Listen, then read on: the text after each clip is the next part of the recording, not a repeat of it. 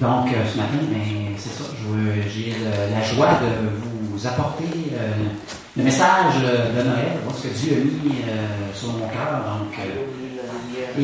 Alors que, bon, on se prépare à fêter Noël, les réceptions, les invitations, il y a les cadeaux à préparer, je ne sais pas, là, vous en êtes où dans tout ça, mais on a un horaire fort chargé. Mais ce matin, c'est bon qu'on s'arrête et qu'on regarde sur quelle est la signification de cette fête. Pourquoi Jésus est venu, est né ici et a vécu. Hein? Et un peu plus de 30 ans après sa naissance, Jésus il a demandé à ses disciples cette même question. Hein? Et là, on est dans le contexte que Jésus faisait des miracles, il y avait des guérisons, les aveugles voyaient, il y avait vraiment des choses extraordinaires. Et là, on peut mettre la première image, Matthieu 16, les versets 13 à 16. Donc, au verset 13, Jésus arriva dans le territoire de Césarée de Philippe.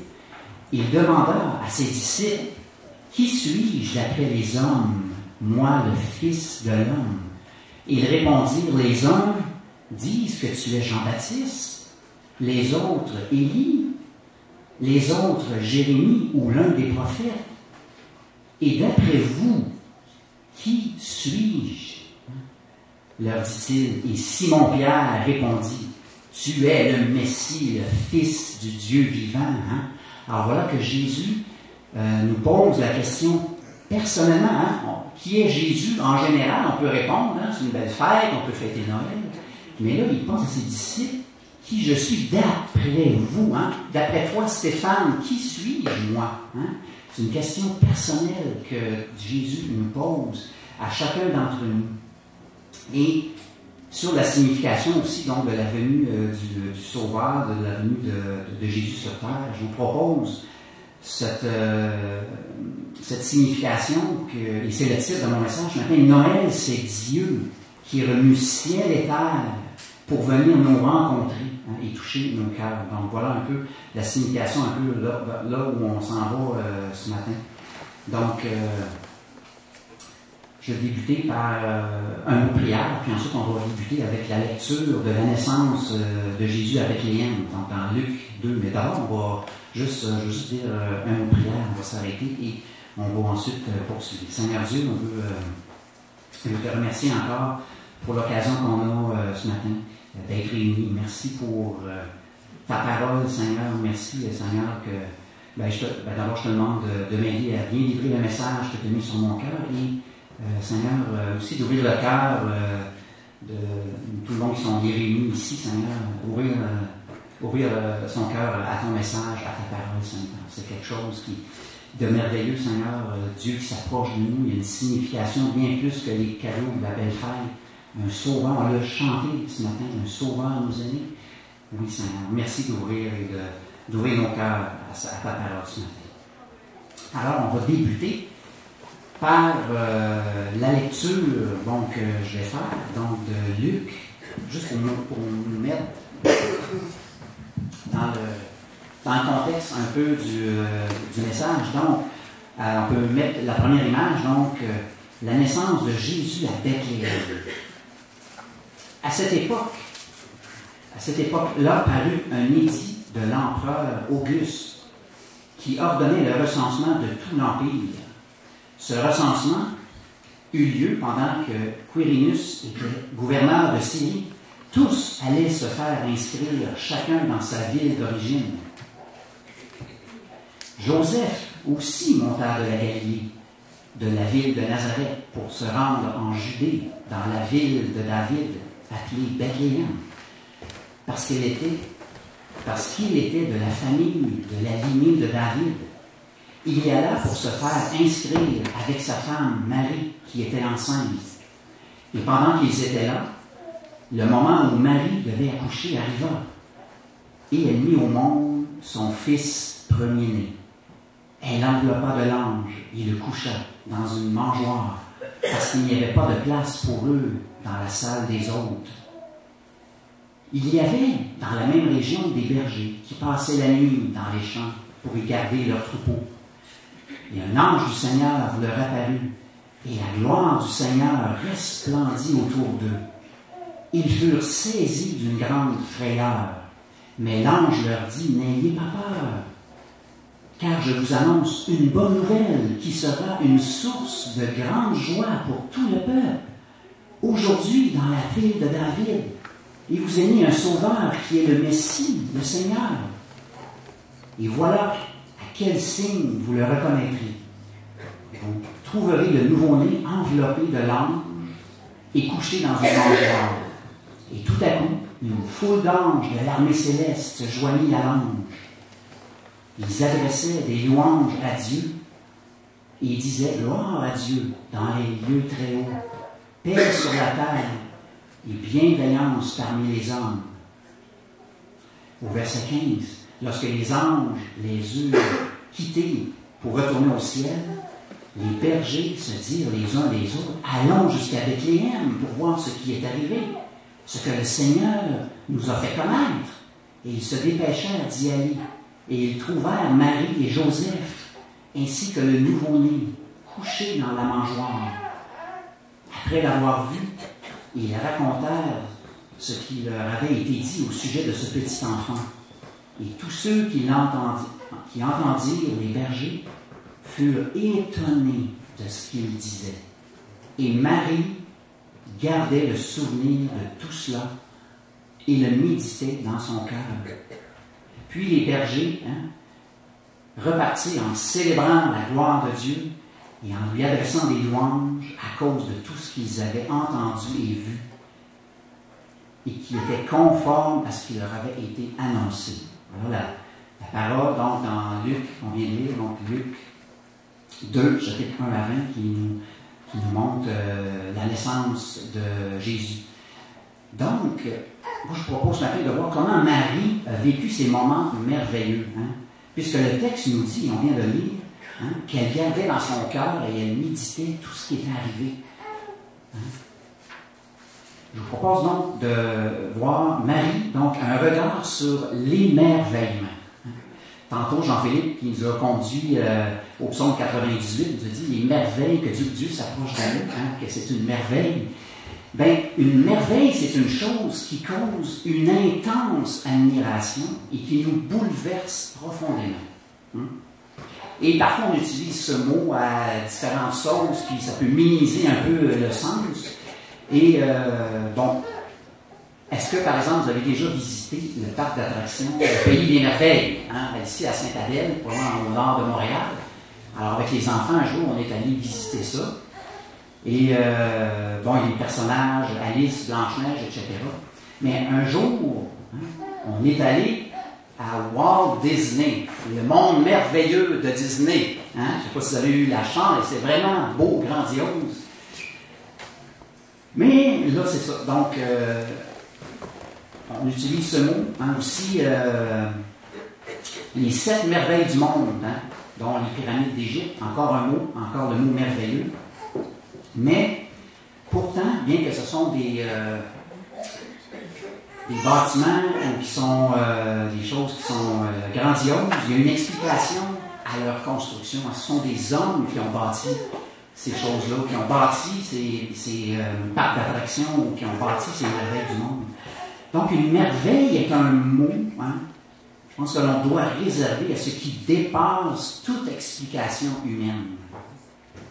Comme la merveille de l'amour de Dieu qui se réalise dans la venue de Jésus. Marie a vécu des choses merveilleuses. Et en premier lieu, on peut mettre la première image, donc la merveille d'être choisie. Depuis que la promesse d'un Messie avait été donnée, les jeunes femmes juives mouraient d'envie d'être la maman qui donnait naissance à ce sauveur, à ce Messie-là. Un rôle privilégié entre tous. Donc, c'est Marie qui a été choisie. Et on peut mettre l'image suivante dans Luc 1, les versets 28 à 31. Il nous dit ceci, l'ange entra chez elle il dit, « Je te salue, toi, à qui une grâce a été faite. Le Seigneur est avec toi. » Troublée par cette parole, Marie se demandait ce que pouvait signifier une telle salutation. Et l'ange lui dit, « N'aie pas peur, Marie, car tu as trouvé grâce auprès de Dieu. Voici, tu seras enceinte et tu mettras au monde un fils et tu lui donneras le nom de Jésus. » Alors, on peut imaginer pour Marie comment ça peut être difficile de saisir une telle chose. Elle est vierge, elle est fiancée, mais elle n'a pas encore connu son mari. Elle est pleine d'inquiétude, de stupéfaction. Comment ça peut arriver?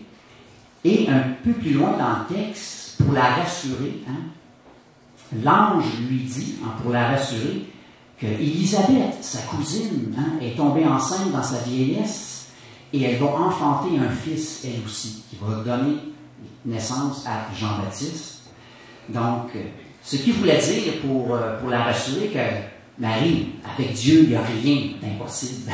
Tu peux tomber enceinte même sans avoir connu d'homme.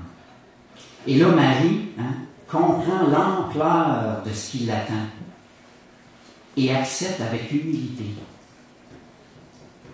Luc 1, verset 38 nous dit, « Marie dit, je suis la servante du Seigneur et que ta parole s'accomplisse pour moi. » Et l'ange la quitta.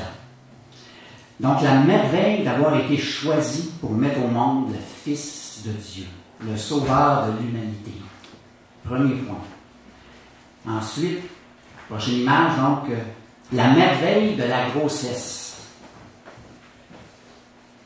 Assister à la naissance de son enfant est un événement des plus merveilleux de la vie. On peut demander à Antonia, qui a vécu ce moment-là il n'y a pas longtemps. Donc, et moi-même, j'ai assisté à la naissance de mes 3 enfants. C'est quelque chose de vraiment beau, spécial. En plus, aujourd'hui, avec la technologie, on peut, même avant l'accouchement, avec l'échographie, on peut voir le petit bébé, le petit cœur qui bat, les petites mains, tu vois, tu peux tout voir d'avance ton futur enfant qui va naître. Et là, à la naissance, on tient dans nos bras, ni plus ni moins qu'un miracle dans ses bras. Un miracle de la vie. Puisque un enfant, si on le pense bien, c'est un petit embryon, une petite cellule qui va devenir un coup, après la naissance, donc former un corps humain, qui est formé de 100 000 milliards de cellules. Là, c'est mon côté biologiste qui sort en ce moment. Mais c'est une chose absolument merveilleuse et c'est un miracle. Je veux dire, le cœur, les poumons, tout ce qui est tout est formé. Et c'est vraiment le miracle de la vie. Mais parlons de la grossesse vraiment de Marie, parce qu'on est là ce matin pour ça, on étudie les textes. Elle est enceinte avant le mariage. Et ça, à l'époque, c'est une chose absolument terrible. Même si on recule ici au Québec dans les années 50 et 60, être mère célibataire, c'était quelque chose de terrible parce qu'on subissait le jugement des gens. Nazareth, là, c'est un tout petit village, et on peut mettre l'image à l'écran. C'est un tout petit village entre les montagnes, puis vous savez pas, les nouvelles vont extrêmement vite. Et là, donc, on a Marie qui subit le regard méprisant des autres, qui subit le rejet. Et c'est pas pour rien que Marie, finalement, va partir de Nazareth et va rendre visite justement à sa cousine Élisabeth. Le texte ne le dit pas spécifiquement, mais moi je peux très bien imaginer que Marie veut être à des kilomètres de Nazareth pour se sauver, puis d'aller voir Élisabeth. Donc on a l'image, on peut mettre l'image, Luc 1, 39, les versets 39 et 40. Donc à la même époque, donc Marie s'empressa de se rendre dans une ville de la région montagneuse de Juda. Elle entra dans la maison de Zacharie et salua Élisabeth. Marie s'est tournée vers Élisabeth pour avoir du réconfort, de l'empathie. Et s'il y avait bien une personne sur terre qui pouvait comprendre Marie, c'était Élisabeth, qui était tombée enceinte dans sa vieillesse. Ils pouvaient les deux s'encourager, s'aider. Et voilà, donc, et lors de cette rencontre, on voit que Marie garde un sentiment d'émerveillement et malgré les difficultés. Hein. C'est pas facile ce qu'ils vivent. Luc 1, on peut mettre l'image, les versets 46 à 49, nous dit donc, le verset 46, Marie dit, « Mon âme célèbre la grandeur du Seigneur, et mon esprit se réjouit en Dieu, mon Sauveur, parce qu'il a porté le regard sur son humble servante.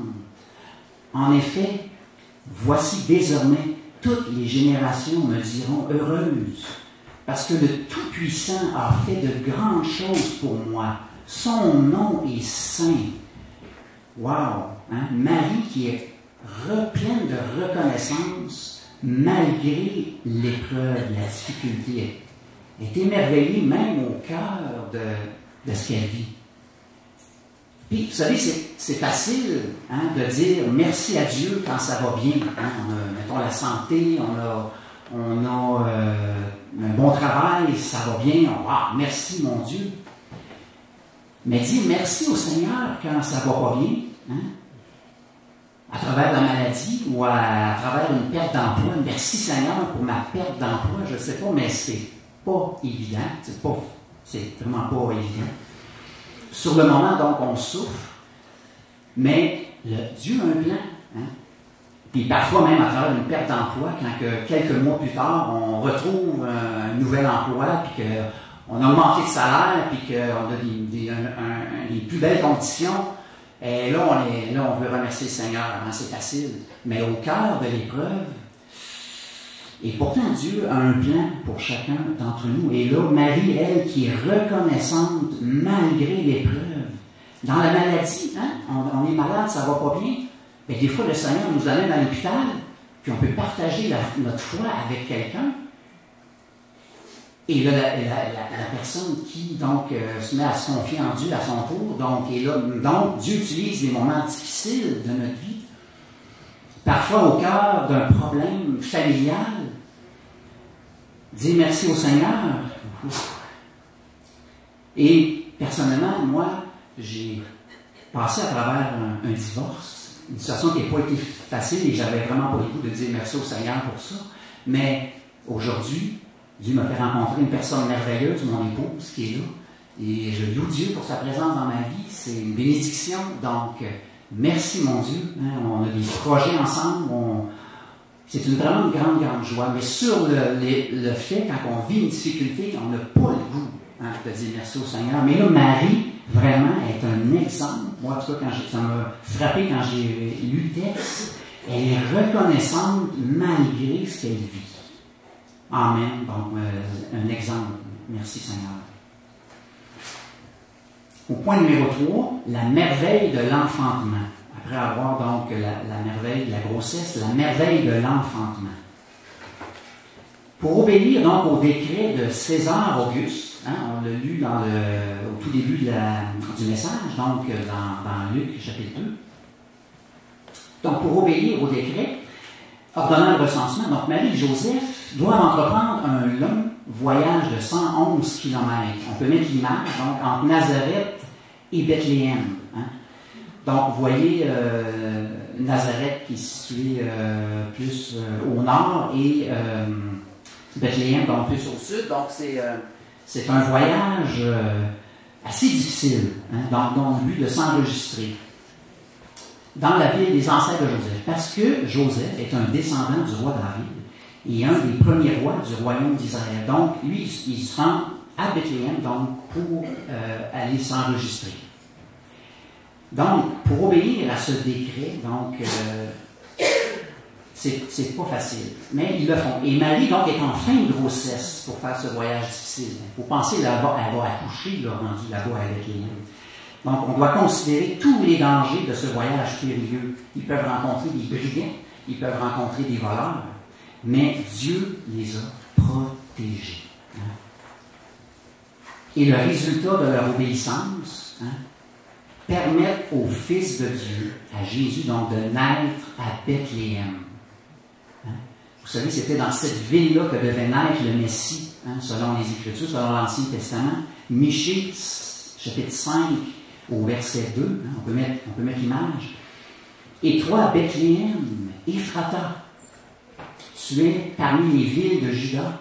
De toi sortira pour moi celui qui dominera sur Israël et dont l'origine remonte loin dans le passé à l'éternité. Donc, remarquez ce que Dieu a mis en branle. Je dis tout à l'heure que Dieu remit ciel et terre pour venir nous rencontrer. Hein? Donc, Dieu a mis en branle tout l'Empire romain au complet. Hein? Parce que tout le monde voyageait, tout le monde a bougé, tout le monde a changé de place donc, pour aller s'enregistrer. Et imaginez les personnages politiques qui ont participé sans le vouloir au plan de Dieu. D'abord Auguste, l'empereur, et Quirinus, donc, qui était gouverneur de Syrie. Hein? C'est au niveau des versets 1 et 2, donc on a lu tout à l'heure. Et la parole de Dieu nous dit que, et on peut mettre l'image, Proverbe 21.1, une autre vérité, le cœur du roi est un simple courant d'eau hein, dans la main de l'Éternel, et il l'oriente comme il le désire. Un autre miracle, un autre merveille. Dieu qui remue ciel et terre, qui remue tout l'Empire romain pour que naisse Jésus à Bethléem. C'est par un acte de bonté aussi que le couple est accueilli à Bethléem, parce qu'il n'y avait pas de place pour eux dans l'auberge quand ils sont arrivés. On va retrouver ce récit-là dans Matthieu, on ne le lira pas ce matin, mais c'est ça l'aubergiste qui n'a plus de place et il prend le temps donc de les aider en leur indiquant un endroit où aller. Hein, et ils ont trouvé une étable avec des animaux. Ce simple geste de bonté hein, est un gage que Dieu a préparé le terrain. Hein. Dieu ne nous abandonne jamais. Hein. Et là, malgré que l'hôtel est plein, il n'y a pas aucune place à cause du recensement. Hein. Tout le monde a voulu aller s'enregistrer. Donc, ce simple geste de bonté est un gage que Dieu donc, a préparé le terrain pour un événement absolument merveilleux. Hein. La naissance du Fils de Dieu. Et là, on peut imaginer Marie, parce que l'accouchement a eu lieu, hein, Marie qui est heureuse de tenir dans ses bras hein, son Fils. Elle est bouleversée hein, par le fait qu'elle berce le Fils de Dieu dans ses bras. C'est vraiment merveilleux. Mais prenons juste un instant pour réfléchir à ce que Jésus a fait, lui, hein, en venant parmi nous. Hein. Jésus, qui était en présence de la gloire de Dieu au ciel, il a renoncé à tout ça pour venir sur la terre, naître comme un petit enfant. Hein. Jésus, qui aussi avait des légions d'anges pour le servir, accepte d'être sous l'autorité de Marie et de Joseph. Hein? Jésus qui, par sa parole, avait créé le monde. On voit ce texte-là dans Jean 1. Hein? Au commencement, la parole existait déjà. La parole était avec Dieu. Et la parole était Dieu. Elle était au commencement avec Dieu. Et tout a été fait par elle. Et rien de ce qui a été fait ne l'a été fait sans elle. Et là, on a Jésus qui naît hein, comme un petit bébé qui s'exprime par des braillements et qui fait savoir connaître ses besoins, s'il a faim. Imaginez ce que le Sauveur du monde a accepté. Hein. L'amour que Dieu a pour chacun d'entre nous, hein. Moi, ça me dépasse. Noël, c'est la promesse vraiment faite de toute éternité d'envoyer un Sauveur. C'est cela, le miracle de Noël et tous les merveillements qui l'accompagnent. Vous êtes peut-être de ceux pour qui Noël n'est pas une période joyeuse. Il n'y a aucune raison de célébrer, c'est une série d'obligations, les courses, il y a le côté matériel, bon, tout ça. Si vous vivez un stress, il y a un brouillard de déception, peut-être vous vivez la solitude. Hein? Donc, la merveilleuse période des fêtes devient plutôt chargée d'obligations. Et ce n'est pas une période qui vous réjouit, mais c'est une période que vous subissez. Est-ce que c'est votre cas? L'exemple de Marie nous aide à découvrir la réalité merveilleuse de Noël. Noël, ce n'est pas une période qui dure 2 semaines dans l'année, mais c'est un don. Un don. Un don qui exprime jusqu'où notre Dieu d'amour est prêt à aller pour faire de nous ses enfants. Marie et Joseph aussi, vous voyez donc ce qu'il y avait de merveilleux dans ces événements. Ils sont émerveillés de voir qui est Christ, émerveillés quant à la raison de sa venue sur terre et la merveille que cela signifie, nous dépasse toute imagination. Jean 1, on peut mettre l'image, verset 12 nous dit: mais à tous ceux qui l'ont accepté, à tous ceux qui croient en son nom, elle a donné le droit de devenir enfants de Dieu. Le Créateur du ciel et de la terre est celui qui nous permet de le connaître et de recevoir le pardon de tous nos méfaits et de recevoir bien plus que la vie éternelle. Il nous donne le privilège, la joie de faire partie de sa famille. C'est quelque chose, c'est pas juste d'avoir la vie éternelle, on fait partie maintenant de la famille de Dieu. Pour ça, Qui est Jésus pour vous? Donc, au tout début du message, donc, je posais la question et Jésus l'a posée à ses disciples. Que signifie cette fête? Ben, Noël, c'est Dieu qui est revenu ciel et terre pour s'approcher de nous. Noël, c'est Dieu qui touche le cœur de 2 personnes, Marie et Joseph, bien sûr, afin que s'accomplisse sa promesse de la venue d'un sauveur. Noël, c'est Dieu qui vient à notre secours. Noël, c'est Dieu qui est revenu tous inconstant et notre horaire chargé pour nous réunir ici ce matin, pour entendre sa parole et toucher nos cœurs, nos vies. Et si nous nous approchons avec sincérité de lui, et que nous lui demandons pardon, et que nous mettons notre confiance en Jésus, en Dieu, donc il nous pardonne et un nouveau chemin s'ouvre pour l'éternité. Noël, c'est Christ qui accepte de mourir sur la croix par amour pour moi. Et le fait qu'il a ressuscité nous montre que nous le serons, nous aussi, avec lui, si nous mettons notre confiance en lui. Mais c'est cela, la signification de Noël. Un sauveur est né. Mais la vraie question, est-ce qu'il est votre sauveur? Jésus nous pose la question personnellement.